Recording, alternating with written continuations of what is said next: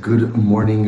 Let us begin with a beautiful daf ahead of us today. First, I want to thank Moshe for coordinating the logistical details so that I'm able to give daf, even though I'm remote today. It's a great zechus to be able to continue in this limud, and a great zechus Baruch Hashem to be able to do it with all of you. So let's begin by thanking our sponsors, to thank our TALMUD Torah sponsors for the month of Iyar, to thank Yona Shushie Ehrenfeld for dedicating all the Shiur Midrashos this month in memory of their grandfather, Yosef ben Shmuel Aron, to thank Benjamin and Elys Wohl of Netanya for dedicating Shiur this month in memory of Dr. Michael Gelfand, Moshe Chaim and Tzvi Hirsch. Our Week of Learning sponsors, Hillel Loni Goldman, in honor of Dr. and Mrs. Jacob and Goldie Milner, and the entire Kehillah, and Ari and Haley Lechterman in memory of Haley's mother, Rachel Leah Bas Ruvain Meir. We also take the opportunity, we welcome back our Shiur member Paul Pollack. After having surgery, Paul, she just had a continued refuah shalima, and we are happy, Baruch Hashem, to have you back. I will say it also goes without saying that today is Yom HaZikaron. Today is the day in which in Eretz Yisrael we remember all of those who have fallen defending, first of all, establishing the state of Israel, defending the state of Israel in acts of terror. And as a people, we are constantly reminded that anything and everything we have in life only comes with great sacrifice. Like we say to a little boy when he turns 8 days old and has his bris milah, Va'amar lach b'damayich chayi, Va'amar lach b'damayich chayi.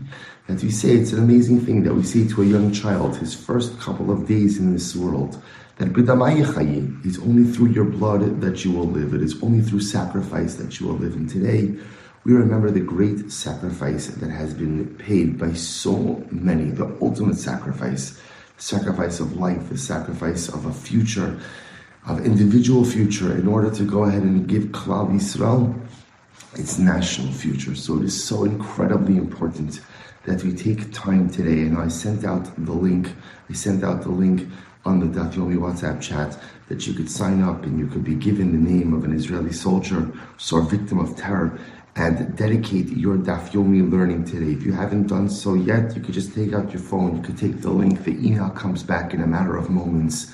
It's just such a little thing, but it's so big.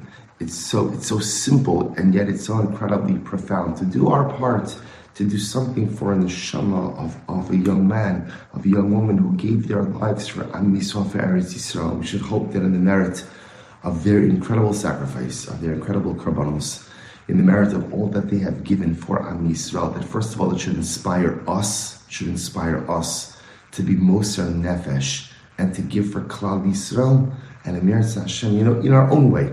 It's so important to push ourselves, to give a little bit of ourselves, a little extra to Am Yisrael. Sometimes we fall into the trap of just, living for ourselves and thinking about ourselves and forgetting that we are part of something so much bigger, part of a bigger people, part of a bigger nation, part of a bigger land. And we have to be Moser Nefesh as well, each of us in our own way.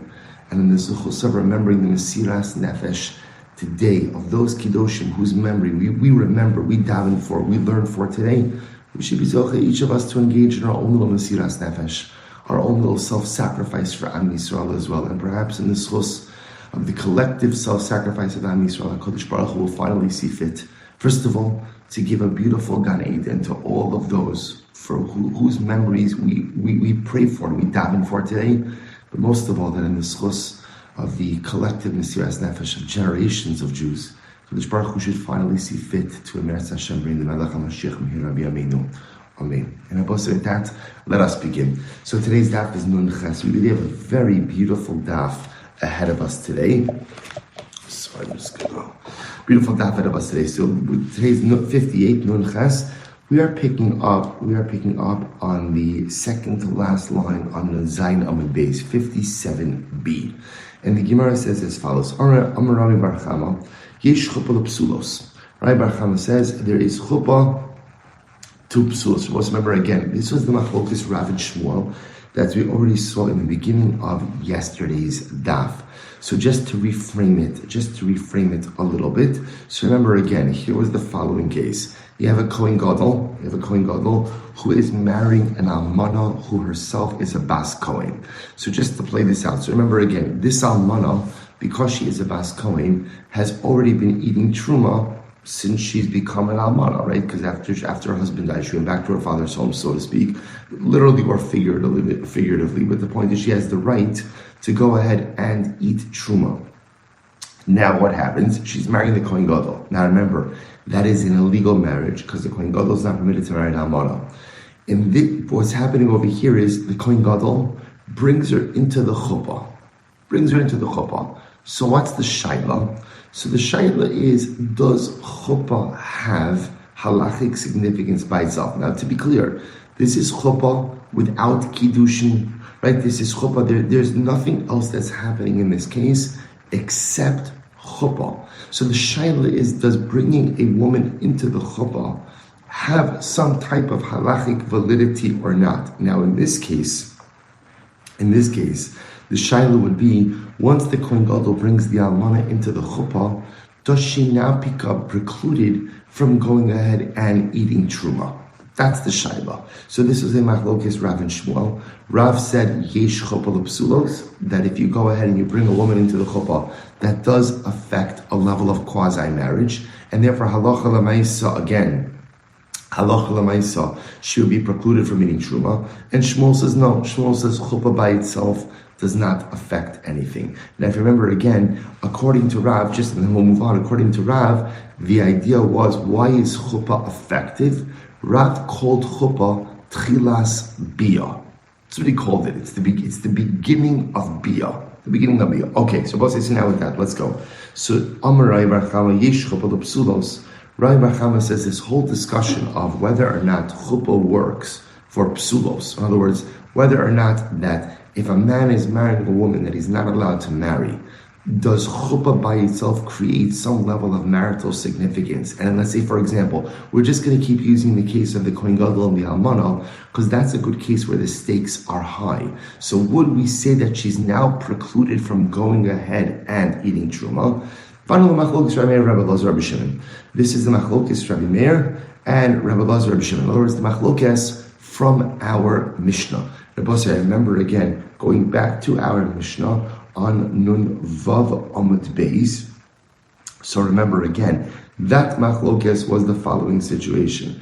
The machlokes there was, an Almana marries a Kohen Gadol, right? So halacha l'maisa, when there's irisin, do we say once there's irisin, she's no longer allowed to eat truma or not? So that's the machlokes. So remember, Rabbi Meir, who's the unnamed Tanakama in the Mishnah, says once there's irisin, ultimately she cannot eat truma. Rabbi Elazar, Rabbi Shimon, on the other hand, disagree. So comes along Rabbi Bar Chama, and he wants to suggest this whole discussion of yesh chuppah l'psulos. That's the same machlokes of the people in our Mishnah. So it says the Gemara top of Nunchas l'Rabbi Meir the Amar Kiddushin Pasli chuppah nami pasla. According to Rabbi Meir, who holds that halacha l'maisa. Remember, according to Rabbi Meir, let's go back for just a moment. A Kohen Gadol goes ahead and does kiddushin with an almana. So the Rabbi Meir said the moment he does kiddushin with the almana, what's the halacha? She is no longer permitted to go ahead and eat truma. In other words, once she goes ahead and once there's kiddushin, that's it. That's it. We're done. She's not allowed to eat. So the same Rabbi Meir who would say that kiddushin is effective to limit her ability to eat truma, would also agree that chuppah works as well. And therefore, once a Kohen Gadol brings an almana into the chuppah, that ends her ability to eat truma. So the Rabbi Elazar, Rabbi Shimon, Darmei Kiddushin lo pasli, chuppah nami lo pasla. But according to Rabbi Elazar, Rabbi Shimon, who hold that kiddushin, when a Kohen Gadol is mekadesh an almana, ultimately it does not end her ability to eat truma. The only time she's no longer permitted to eat truma, according to Rabbi Elazar and Rabbi Shimon, is when there's nisuin. They would also say that chuppah doesn't cause a problem either. That chuppah by itself does not preclude her from going ahead and eating truma. Okay, says the Gemara, umimai. Now, how do you know how to link these two discussions? So we'll say, what Rabbi Bar Chama is currently suggesting is as follows, that these two machloksim are linked. In other words, our Mishnah spoke about once a Kohen Gadol does kiddushin with an almana, does that end her ability to eat truma? Remember, again, we're talking about an almana who herself is a bas kohen, so she's eating truma from her father's home. Once there's kiddushin, does that end her ability to eat truma? That's a machlokes. Rabbi Meir says yes. Rabbi Shimon says no. It doesn't. She doesn't lose her ability to eat truma until nisuin. Okay, that's machlokes 1. Machlokes 2. Machlokes Rav and Shmuel. Does chuppah, same case, same characters? Does a kohen gadol bringing an almana into chuppah? Does that enter her ability to eat truma? Rav says yes. Shmuel says no. Rami Bar Chama wants to suggest that the same machlokes of this is the same machlokes. It's the same machlokes. So, for example, Rabbi Meir, who would say that kiddushin doesn't end the almana's ability to eat truma, would also say that chuppah doesn't end the almana's ability to eat truma. And Rabbi Elazar and Rabbi Shimon, who hold that kiddushin does end the almana's ability to eat truma, would hold that chuppah does end the almana's ability to eat truma. They're linked. To which the Gemara says, I don't know, maybe not. Umimai. How do you know that? Umimai. Dilma ad kano kam Rabbi Meir Hasam ela b'kiddushin dekanila aval chuppah dekanila lo. First of all, how do you link these two? Maybe Rabbi Meir holds that halacha l'maisa kiddushin ends the almana's ability to go ahead and eat truma. Do you know why? Because halacha l'maisa, so kiddushin is an effective form of marital acquisition. I want to use that word, but you understand. In other words, that kiddushin is a valid form of marriage. So at the time of kiddushin, dekanila, a husband acquires the wife. So kiddushin is effective. But who says that chuppah by itself is effective? Remember, again, Abosai, we're not talking about a case of chuppah that follows kiddushin. We're talking about, as Rashi explained in yesterday's daf, it's just chuppah by itself. It's just chuppah by itself. So who says that chuppah by itself is effective? Look at Rashi for just a moment, the second line from the top. Chuppah, eino kona below kesef, oshtar ukidushe bia kidise parakaman. Who says that chuppah by itself works? In other words, we'll say, remember, in a classic sense, chuppah is something that follows another process. Who says that halacha l'maisa, chuppah by itself, without being preceded by kiddushin, works? So you can't necessarily link the two. Inami, ad kama Rabbi Elazar, Rabbi Shimon Hasam, ela b'kiddushin v'lo krivi l'biyah. Furthermore, could very well be that Rabbi Elazar, Rabbi Shimon would say in the Mishnah that kiddushin doesn't preclude her ability to go ahead and eat truma, because they're not yet living together. Literally, the lashon is the lo kiva l'biyah. They're not close to having relations. Aval chuppah, the kriva l'biyah, hachanami the pasla, but chuppah, which normally is the step before a husband and wife are living together, perhaps they would agree with Rabbi Meir in that case that halacha l'maisa, chuppah would preclude her from going ahead and eating truma. Therefore, I will say halacha l'maisa. The Gemara says they're not lived. Rami Bar Chama, A for effort, great try to link the two machloksim. Ultimately, again, of the Mishnah of kiddushin and of chuppah, but they don't necessarily go together. If you're going to say anything, perhaps you could say that the machlokes of chuppah is the machlokes of the following Tanaim. Here we go. So it's really quite fascinating. First of all, I just want to tell you what a schos it is to be able to learn with you, and how lucky we are to live in an age of such modern technology. I appreciate it every day when I see the chevra from everywhere, from Eretz Yisrael, from Toronto, of course, and I'm there in Baltimore. But what a schos, I'm away just for a little bit, and sometimes my anxiety of going away is not being able to give the daf, and what a schos it is to be able to continue to learn together. Again, I can't thank Moshe and Jeremy enough for helping to make this, but what days we live, what time we live in, right? It doesn't matter where you are in the world. It doesn't matter where you are, what time it is. Baruch Hashem, this is supposed to be able to learn together. Beautiful Daf Yevamos. Zachinu, and I feel so privileged to do this with all of you. Okay, back to the Gemara. Ela i'ikala meimar beplukta dahani tarai. But rather, again, if you're going to say anything, the machlokes is going to be a machlokes of the following Tanoim. Here we go. Disanya nisu zu vizu ksheros upsulos oshe nichnasu lechopo v'lo nivolos. Okay, so we'll say, here's what's interesting. The wording of this case is a little bit strange. Okay, so let's just translate it, then we'll explain it. Nisu zu vizu. Kohen, married this one and that one. Look at Rashi. Nisu l'kohen zu v'zu. Umay zu v'zu. Ksheros upsulos. A kohen married women, right? Kosher women, pasul women, okay, ksheros upsulos, all right? O sheknichnesu l'chuppah, or he brought them under the chuppah, velo nivalu, relations did not happen, right? So the ikar over here is, you have a kohen marrying women, either they're permitted to him or they're prohibited to him, right? Two different groups. O shenichnesu l'chuppah. Now remember, we're going to look at the wording. It says nisuin, or he brought them into the chuppah, velo nivalu, but there was not relations. Ochlos mishalo. First of all, they are supported by him. So apparently nisu, because once a man does nisuin with a woman, or apparently according to this approach, once a man brings a woman into the chuppah, even if there wasn't biyah, the obligation for a husband to support his wife is triggered, so he's obligated to support them. Va'oklos b'truma, and ultimately they're permitted to eat truma. They're permitted to eat truma. So the Gemara says, nichnasu michlal denisu nisu mamish. So I will say the lashon of nichnasu, that lashon generally sounds like one of actual nisuin. So I will say, so remember, why is this important for us? Because I will say, this is talking about a case of a kohen who's going ahead and marrying a woman who is usher to him.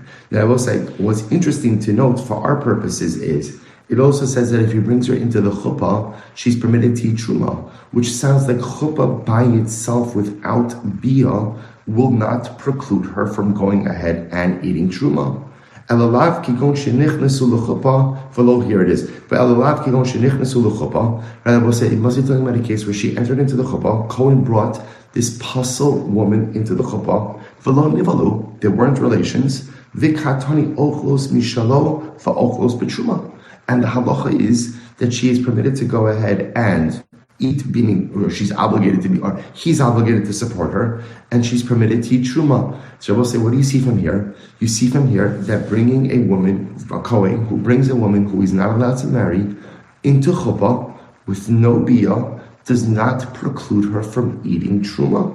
So Rabbi Shmuel ben Osh, Rabbi Yochanan ben Baroka, Omer, Kol shebi asam ma'achilasa, chupasa ma'achilasa. Rabbi Shmuel, the son of Rabbi Yochanan ben Baroka, says no. He disagrees, and he says any situation where if a kohen were to have biyah with a woman, that biyah would enable her to eat truma, so the chuppah enables her to eat truma. V'chol she'ein bi'asa ma'achilasa, ein chupasa ma'achilasa. Conversely, any time that biyah with a kohen would not enable her to eat truma, so too chuppah does not enable her to eat truma. To which the Gemara says, Mimai, so how do you know that this is the same machlokes? Dilma Rabbi Shmuel ben Rabbi Yochanan ben Baroka, Rabbi Meir Svirle. Maybe Rabbi Shmuel, the son of Rabbi Yochanan ben Baroka, maybe he holds like Rabbi Meir. Maybe he holds like Rabbi Meir. So the Gemara says, the Amar Kiddushin lo achla. In other words, maybe his general position is that halacha l'maisa, right? That by Kiddushin lo achla, the Gemara says, Hai kol she'in bi'asa ma'achilasa, ein chupasa ma'achilasa. If that's the case, then why does it say, if the biyah doesn't enable her to eat, then the chuppah doesn't enable her to eat? It should say, kol she'in bi'asa ma'achilasa, ein kaspa ma'achilasa mibayile. It should have said that any situation where ultimately, again, biyah does not enable her to eat, money, which refers to kesef kiddushin, would not enable her to eat as well. To which the Gemara says, well, that's an easy answer. It could be that it's just a question of textual symmetry. And the same way that the Tanakama used the lashon of chuppah, so too Rabbi Shmuel also used the lashon of chuppah. Okay, so Rabbi say, so ultimately, we're still left with our machlokes. The old Gemara was trying to show over here, really what Rabbi Chaim was trying to show over here, is that this machlokes of yesh chuppah l'psolos or ein chuppah l'psolos is indeed a more general, widespread machlokes. So we are still left with our general machloksim, right? So again, machlokis number one is still machlokis in the Mishnah, which is halach lamaisa kohen gadol, or I should say a kohen, marries a woman who is not allowed to, who herself is a bas kohen. They do kiddushin. Does the act of kiddushin preclude her ability to eat truma anymore or not? That's one machlokis. Now machlokis number two, we had another couple of machloksim in between. Machlokis number two over here in the Gemara now is yesh chuppah l'psulos. Right? Do halacha l'maisa, does chuppah, Kohen Gadol brings an almana into the chuppah, she's also a bas kohen. Does that chuppah preclude her from eating truma anymore or not? Second machlokis. Okay, we're not finished yet. Let's go right there.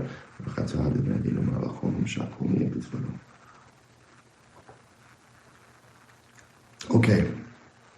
Amr Rav Amram. So says Rav Amram, this thing was said to us by Rav Sheshes, and we were enlightened about it from our Mishnah. Well, what are we talking about? Here we go. Yesh couple of psulos.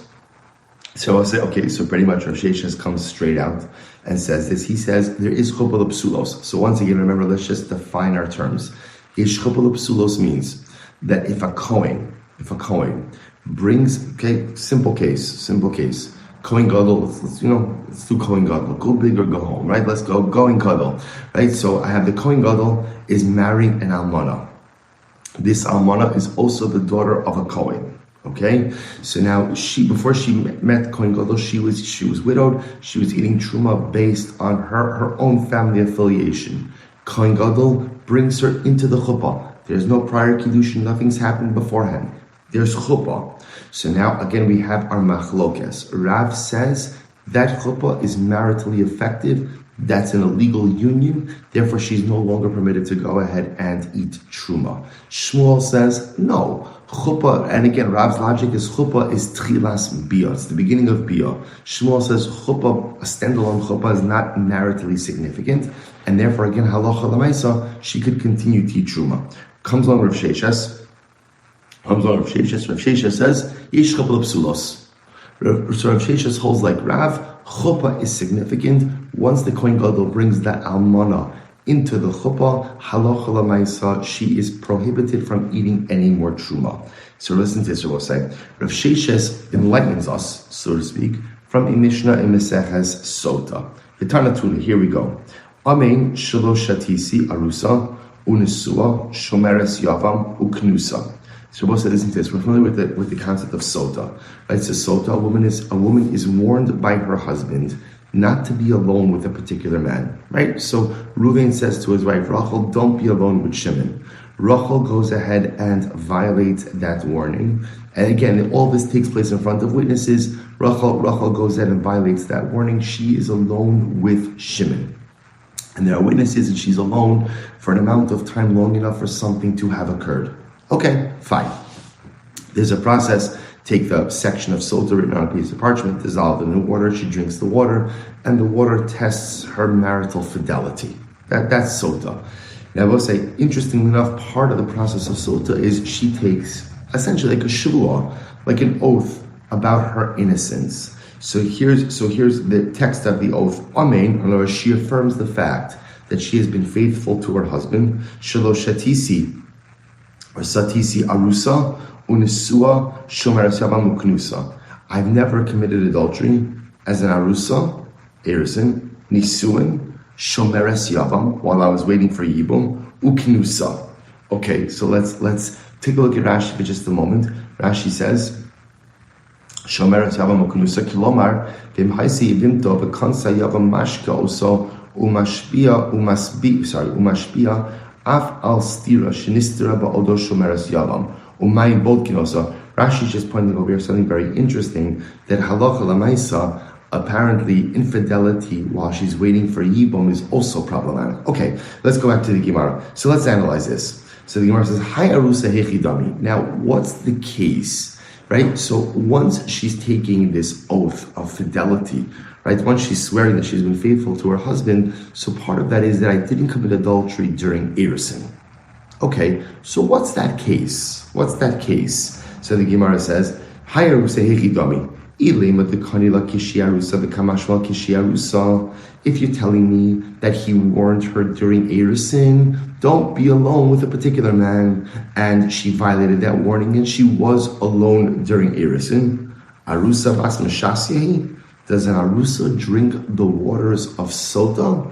Of course not. V'hatana we learned arusa v'shomeres yavam lo shosos v'lo not los ksuva. I will say, in general, we have a concept that an arusa and a shomeres yavam do not drink the waters of the sota, nor do they go ahead and take their ksuva. We're going to leave aside ksuva right now. I will say the reason why an arusa and a shomeres yavam do not go ahead and drink sota water is very simple. Because halacha l'maisa, the pasuk says, if a woman committed adultery, tachas isheich, right? Literally while living under your husband or with your husband. In other words, that the sota, the process of sota, is only when husband and wife are living together. That's the only time that process can be triggered. During Erisin, or when a woman is a shomeres yavam, she's waiting for yibum, they're not living together. So here we'll say it's very strange. So we have the sota process, and part of the sota process is a woman is taking an oath of that she has been faithful to her husband. And now the Gemara says one of the things in which she swears to is that I did not commit adultery during Erisin. Okay, so the Gemara says, so when exactly is this happening? We're talking about a case where he warned her during Erisin and she was alone, she violated the warning during Erisin. Well, if that's the case, sota process doesn't work during Erisin because it has to be tachas sheikh. Sota process only works when she is living together with her husband. So what's the case? So the Gemara says, "Ela dekanila kishi arusa v'istatra v'kamashkala kishi nesua." Rather, what has to be the case? The case has to be he warned her during Erisin. She violated the warning and was alone with the man during Erisin. Then they had nisuin, and then the husband goes ahead and administers the sota process, or brings her to the Beis Hamikdash for the sota process. Says the Gemara, that doesn't work. The water won't work in that type of scenario. Why not? Vatanya, we learned, V'nikaha ish me'avon, bizman sha'ish menuka me'avon, hamayin bod kines ishto. Ein ha'ish menuka me'avon, ein hamayin bod kines ishto. So Rabbi said, interesting enough, the pasuk by Sota says, V'nika ish me'avon, the man will be free from iniquity or from sin. Which Rabbi said, the Gemara darshans to mean as follows. If a man warns his wife not to be alone with a particular man, and she violates the warning, that triggers the sota process. If he has relations with her after her violation of the warning, then ultimately the process is derailed, and he can no longer administer the waters to her. In other words, obviously what we say to the husband is, look, you're concerned that your wife is not being faithful, okay, there's a mechanism for that. The fact that you had relations with her afterwards indicates that you yourself, this doesn't matter to you all that much. So Lemaisa, the Gemara says, how can you tell me it's a case of where he warned her during Erisin, she violated the warning during Erisin, then you had Nisuin. Nisuin by definition means they lived together, they had relations. And now you're going ahead and bringing her to the Beis Hamikdash for the sota process. That doesn't work, because the moment that a husband has relations with his wife, sometime in the middle of this sota process, it derails the entire thing. So what's the case? Ella, dekanila kishi arusa. So what's the case? Cases where he warned her during Erisin, v'istatra, and she violated the warning. She was alone with the man during Erisin. V'nichnasa l'chuppah. They went into the chuppah. V'lo nivala, but they have not had relations. So I will say the Gemara is calling that a case of nisuin. So what do you see from here? Shmamina yesh chuppah psulos. So we'll say, what do you see from here? You see from here that halacha l'maisa chuppah works. Incredible. Chuppah works, that the act of bringing her into the chuppah, even though there hasn't been relations, is kona. And now that's called marriage. So you see from here that chuppah works. And not only does chuppah work, by the way, I will say, who does chuppah work with? Chuppah works with psulos. Because remember again, technically speaking, a man warns his wife not to be alone with a particular man. She violates the warning. She's alone with him. At that point in time, she's really asura to him, right? At that point in time, the wife is really prohibited to her husband until she undergoes the sota process. And yet, again, we're saying that halacha l'maisa, when he brings her under the chuppah, that's called nisuin. So what do you see from here? That yesh chuppah l'psulos, like Rav said on the beginning of Amud Beis. Amar Rava says, "B'tizbara the hamid taratzti." So Rava says, first of all, let me ask you, how do you know that this Mishnah is correct? In other words, just because the Mishnah says something doesn't automatically mean that it's correct. It could be disproven. V'haki asar Rabbi Acha. Listen to this. So the Gemara says, "V'haki asar." V'haki asar Rabbi Acha bar Chanina midroma. When Rabbi Acha bar Chanina came from the south of Eretz Yisrael.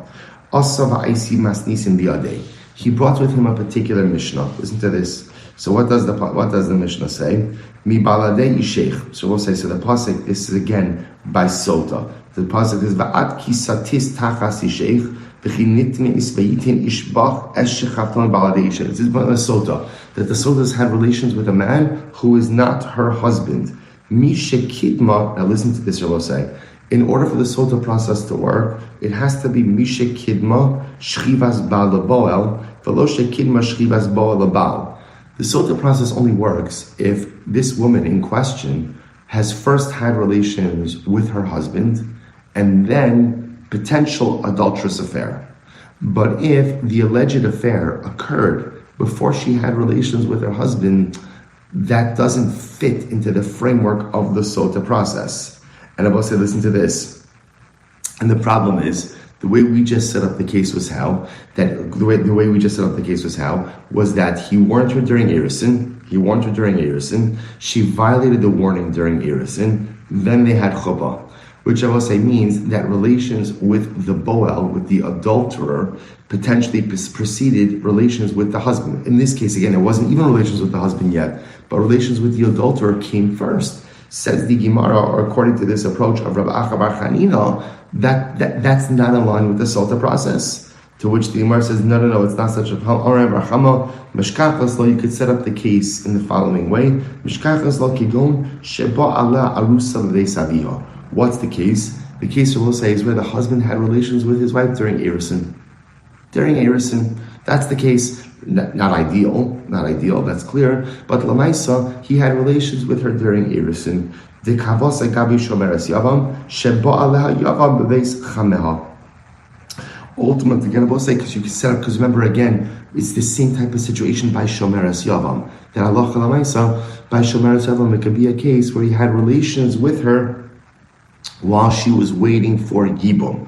To which the Gemara just as an aside, what does that mean? Amud Beis will say, Shomeres Yavam kares le ishto ma'alyi. It will say, if a surviving brother has relations with his widowed sister-in-law while she's waiting for Yibum, that's not called having relations waiting for Yibum. What is that called?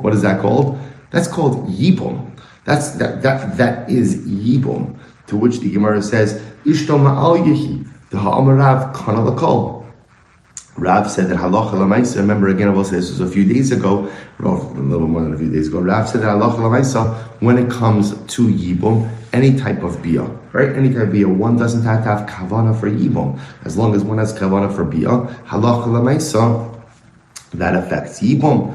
Which the North right, but we hold Kishmuel the Amar Lo Kana Eladar Amor Beparsha.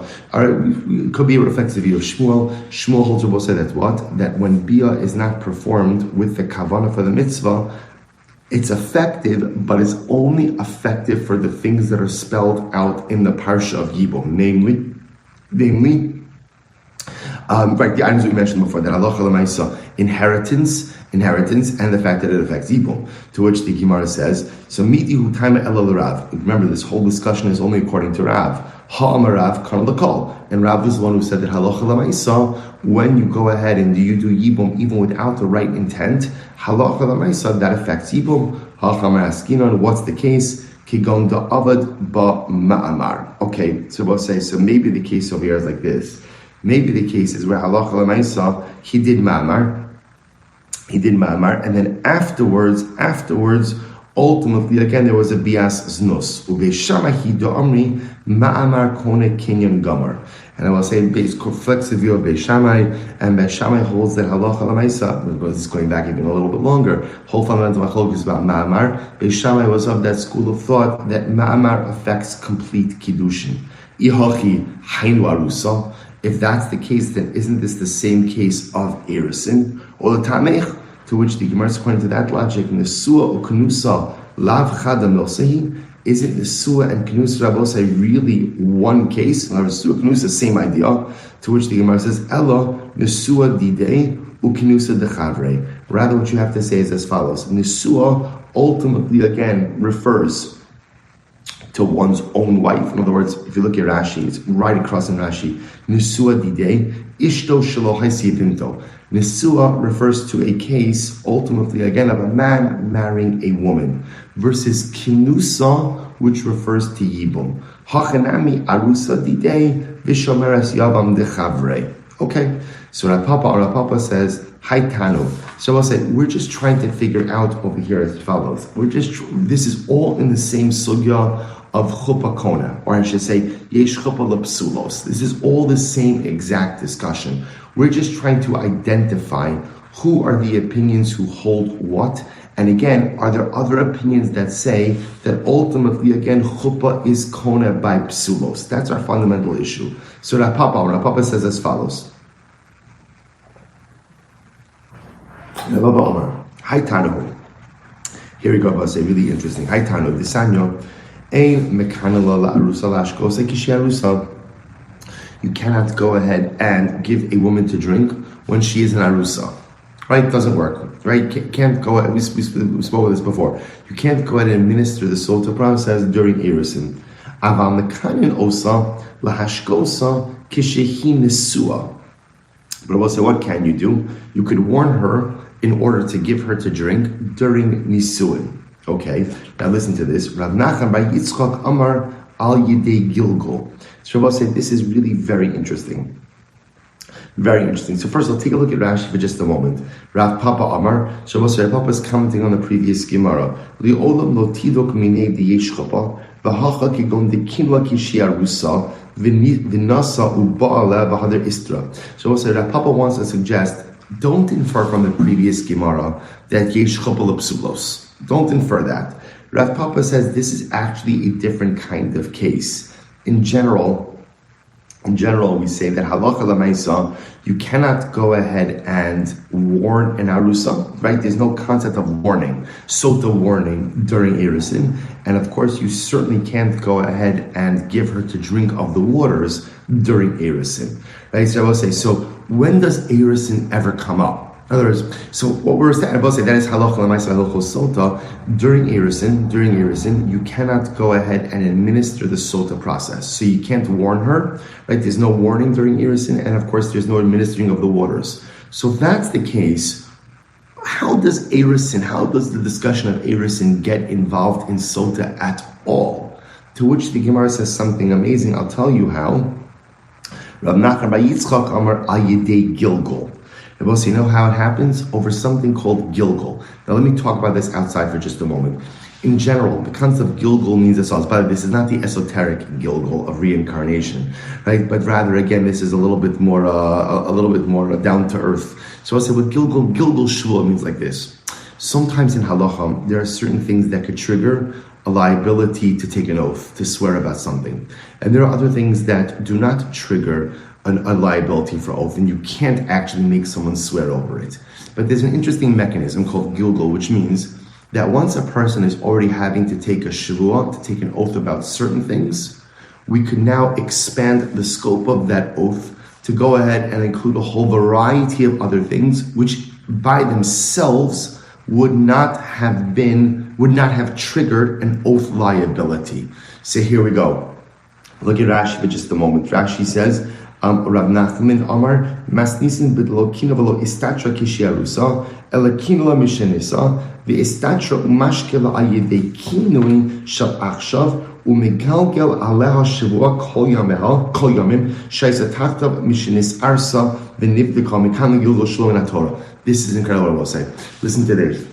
When we have a sota situation, and remember, sota is only triggered in a very specific scenario, which, well, not very specific, but again, there has to be nisuin. She has to have lived with her husband before, again, anything to do with the yavam. So now watch this. So now let's play this out. Ruvain warned Rachel, don't be alone with Shimon. They're already married. I was going to say happily married, but obviously not so happily married. Right? So they're going ahead and, right, so now Ruvain warned Rachel, don't be alone with Shimon. She violates the warning. Again, the whole sota process. Witnesses, okay, now we're at the Beis HaMikdash. She's taking a shvuah that she has been faithful, that she has not committed adultery. Now we'll say she's taking an oath that she hasn't committed adultery during Nisuin. Now, once we have her taking an oath, Gilgul Shvuah means, literally Megalga, we can roll other things into this Shvuah. So we're rolling other things. What else do we roll into this Shvuah? Erison. We're going to have you take a Shvuah that you were faithful during Erison as well. Says Reb Nachman, that's how, was it Reb Nachman? Yeah, says Reb Nachman, that's how Erison is coming into the picture over here. Erison by itself can never trigger any type of sota liability. But once she's already swearing for something that happened in Nisuin, we'll go ahead and make her swear for something that happened in Erison as well. Incredible. Shalach Rav Chanina Mishmein Rabbi Yochanan. So we'll say, so again, transitioning a little bit to a newer discussion. Again, we're going to come back to the halacha l'maisa. I'm going to save 3 minutes at the end for the halacha l'maisa. So here we go. So let's finish the daf. Shalach Rav Chanina Mishmein Rabbi Yochanan. So we'll say, so just keep in mind, we still don't know the Mishnah, right? The Mishnah, does Kiddushin impact the ability for the Kohenes to teach truma? Machlokes, we don't know. Yesh chuppah lepsulos, machlokes is still there. One more piece. Shalach Rav Chanina Mishmein Rabbi Yochanan. Ha'osem ma'amar biyadinto. Listen to this. A person, so I'll say, simple case. Reuven dies, leaves behind the widow Rachel. And let's assume that it's a family of Kohanim. So Reuven died, they left behind the widow Rachel, and Reuven has 2 brothers, Shimon and Levi. Okay? So Ha'osem ma'amar biyadinto. Shimon does ma'amar with Rachel. V'yesh lo ach, and now of course there's another brother Levi. Afilu hu kohen v'hi kohenes psula min hatruma. Wow! The moment that Shimon does ma'amar with Rachel, and we're also assuming that Rachel also comes from a Kohanic family. The moment that Shimon does ma'amar with Rachel, she is not permitted to eat truma. What? What's going on over here? Look at Rashi. This is wild. Rashi says psula min hatruma ad sheyichnos. Now, she's not permitted, what that means is, she's not permitted to eat truma until Shimon does yibum. In other words, ma'amar, which creates a marital bond, according to his son, goes ahead and precludes her from eating truma until yibum happens. Why is that? Look at Rashi. Before we get to Rashi, Leman. So why is that? Rabbi Meir. So if you say it's according to Rabbi Meir, so also remember again, Rabbi Meir holds Mishtameres labia psula. Now also remember again. So let's talk about this outside just for a moment. It's a very exciting Gemara. Let's talk about it just for a moment. So here's the problem. The problem now, I will say, is once Shimon does ma'amar, technically speaking, she's prohibited to Levi. But yet there's still a zika to Levi as well. So perhaps we would call that mishtameres labia psula. She is in a relationship where there is a potential illegal bia. Who would the illegal bia be with? It would be with Levi, the other brother with whom she did not do ma'amar. So perhaps the presence, right, that quasi-illegal marital bond which exists. Remember again, Shimon did ma'amar, which means on some level she's connected to Shimon, but there's still a zika to Levi. So perhaps again that's considered to be a little bit of an illegal bond as well, which would preclude her from going ahead and eating truma. To which the Gemara says, well, let's analyze this. The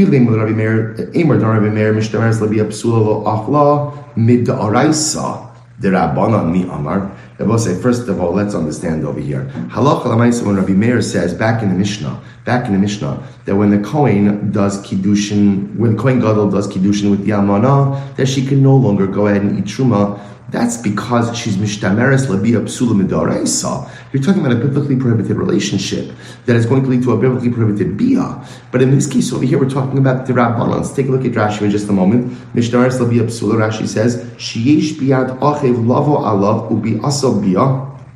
V'chi eichi dihi mishtameres labi aso kachi mishtameres labi as achiv she psula midrabanan diyesh bia achar ma'amar kidislan ma'amar lezova also. So we'll say Rabbi Meir in the Mishnah is only talking about a daraisa. This is talking about a darabanan. We'll say again, when Ruvain does ma'amar and Shimon were to technically have bia with the Yevama, what would happen?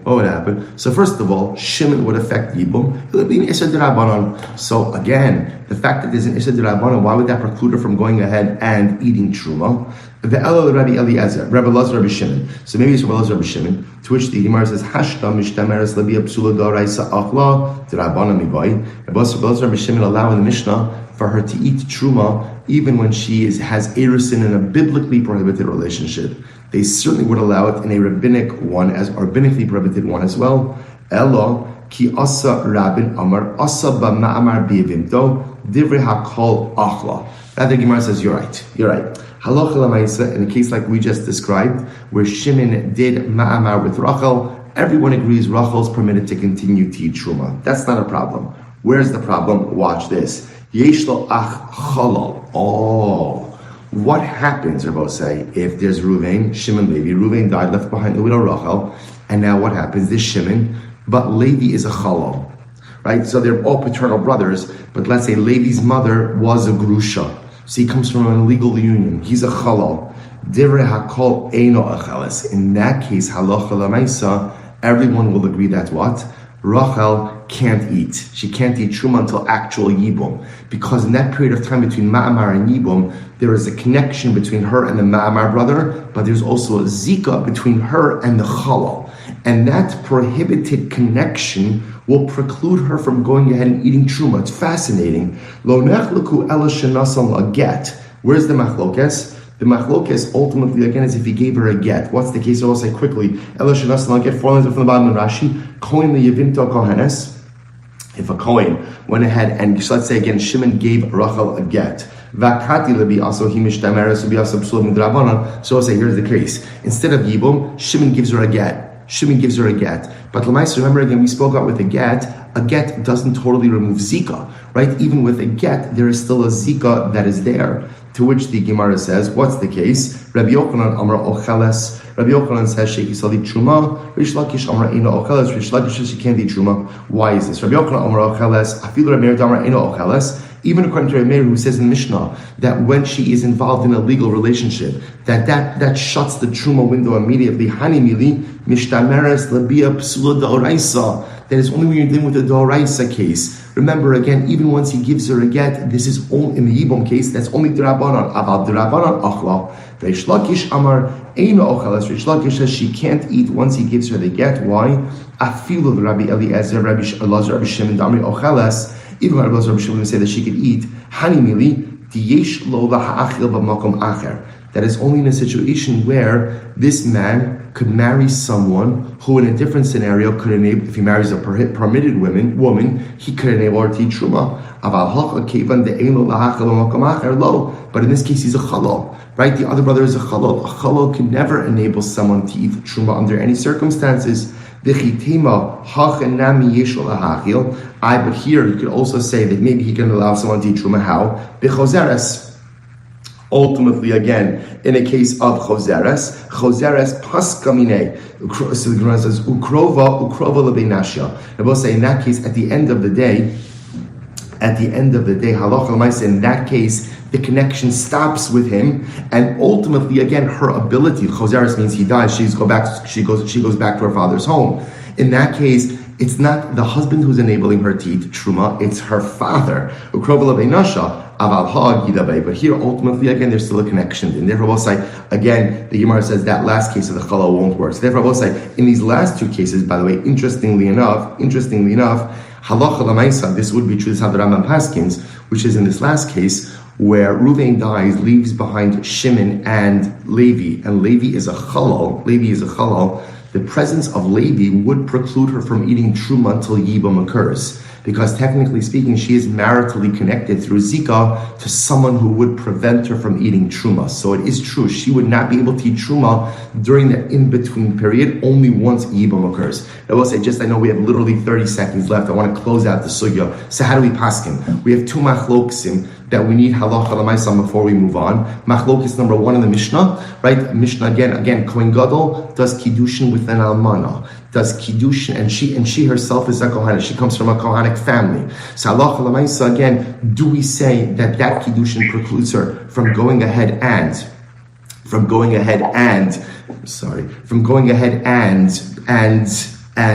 eating truma? That's issue number one. And do we say yesh chobal psulos? So I will say the Rambam, very quickly, the Rambam, Hilchos Trumos, Halacha Zayin, Perek Chaf Aleph, says as follows. Kohenes almana shnis arsela kohen gadol ve'in mishamros lebia psulim adoraisa hare elu lo yochlu. I will say we paskin like Rabbi Meir in the Mishnah that when an almana who is a kohenes, she herself is a bas kohen, has erisin with a kohen gadol, so an illegal erisin, the illegal erisin itself prevents her from going ahead and eating truma anymore, which means that any time that a woman is mishtameres lebia psula midaoraisa, anytime she's in an erisin, which sets her up for an illegal act of relations, she is not permitted to eat truma. Pasuk Rabbi Meir. Number two, same halacha, v'cheinem nichnesu lechupa below erisin einon ochlos shachupa posata milachos. Similarly, again, halacha l'maisa. Once a woman enters into a chuppah, the almana enters into a chuppah with the kohen gadol, chuppah also precludes her from eating truma anymore. So halacha l'maisa, we pass like Rabbi Meir. Once there's illegal kiddushin, she can no longer eat truma, and once there is chuppah, she is no longer able to eat truma. We'll say shkoyach. I'm sorry, I went a little bit over. Have a wonderful day. See everyone tomorrow. Shkoyach.